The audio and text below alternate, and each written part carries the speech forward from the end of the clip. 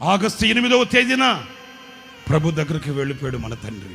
August 1వ తేదీన Bible seminar ప్రారంభించబడింది. అప్పటికే అన్న శరీరం అంతా గుల్లైపోయింది, కరిగిపోయాడు. 8 రోజుల నిడివిలో ఏదంతా మెత్తగా చేసి ఒక స్పూన్ పెడితే తినుకున్నాడు. ఉదయాన్న నాకు కొంచెం తిన్న తర్వాత అందరం అక్కడే ఉన్నాం. పీల్చి అంటాడు, నన్ను బైబిల్ సెమినార్కి తీసుకుని వెళ్ళరా, నేను వాక్యం చెప్పాలి కదా, నా పిల్లల దగ్గరికి తీసుకుని వెళ్ళరా. విసులన్న అన్నాడు, అన్న ఇన్ఫెక్షన్స్ ఉంటాయి, మీరు బాగైన తర్వాత వెళ్తారు కదా, 4 రోజుల తర్వాత మీరు క్లాస్కి వెళ్తురు అన్నా. అట్లా అంటే 2 కళ్ళల్లో నీళ్లు కార్చాడు. 2 కళ్ళల్లో నీళ్లు కార్చి, రే నా పిల్లల్ని నేను చూసుకోకూడదా, నా పిల్లల్ని నేను చూడాలరా.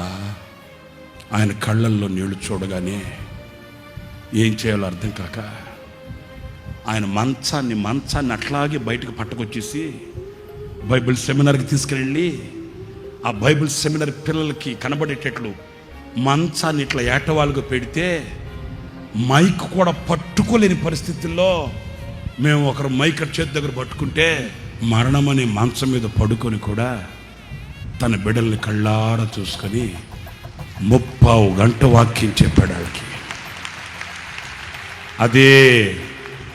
అదే ఆయన చివరి సందేశం.